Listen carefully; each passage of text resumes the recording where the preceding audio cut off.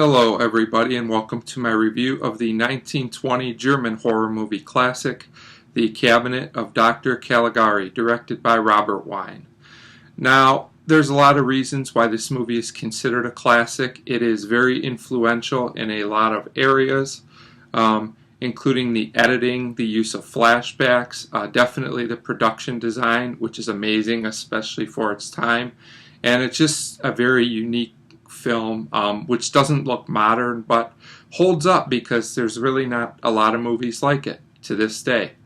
Now, to give just a very general plot without giving the film away in case you haven't seen it, there are predicted murderers that are actually happening, and we have to try and figure out if everything is as it seems or maybe it's not quite as it seems. And that's basically it. It's a very basic and simple plot, which does work, and it also drags a little bit too, which I'll get to in a few minutes here. Now, the film, as I said, does use imagery very well throughout. It is definitely a visually driven film, and the use of shadows is also great. There are some very effective scenes with shadows in this film, especially one in particular, which is much more effective than a lot of the hack and slash films we would see in later years.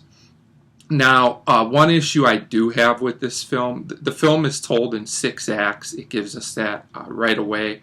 And the pacing in some spots in this movie is very slow. Now, especially Acts 1 and Act 3, you kind of expect it from Act 1 because it's a setup, but Act 3 really hurts the pacing of this movie in some ways after a pretty eventful Act 2, but to the film's credit, from Act 4 on it really picks up and we get all the twists and turns that the film is known for. Now, you might be saying this is an unfair criticism because silent films were slower paced, and although that's true as a general rule, I've seen many silent films that in my opinion were paced better than this one. But the pacing does help to add to the creepy mood of the film.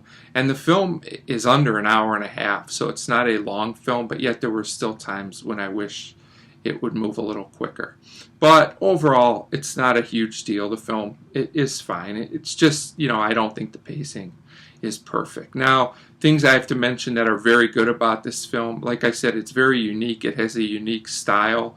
And it was one of the earlier films, I don't think it's the first, but it was one of the earlier films to use flashbacks effectively, and so that style probably really blew audiences away and maybe confused them at that time. As there are parts of this film that are a little confusing if you don't really pay attention to see like if you're in the past or the present. And I think the most notable thing about this film is that it was also one of the earlier films to have a twist ending, which I'll just say works very well for the most part, even though it does come a little bit out of left field, kind of out of nowhere.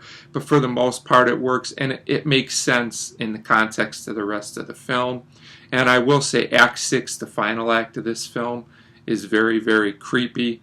So overall, I would recommend this film definitely. If you are someone who likes to watch the early horror films to see the origins of them, or if you're just a fan of silent film in general and you've somehow missed this one, I definitely think it is a film worth checking out. Just don't expect everything to happen in 5 minutes. As like I said, even though the film is only about 75 to 80 minutes long, I believe, it is a little bit slow in spots.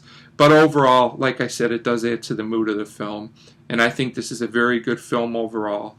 And normally I would probably give it a 3.5 out of 5. But because of its influence, and it actually does still hold up today as a very watchable film, which is a feat for a movie made in 1920 because all of them don't. You can trust me on that. So I'm going to give this movie a 4 out of 5. So 4 out of 5 for The Cabinet of Dr. Caligari. Definitely recommended. Thanks for watching.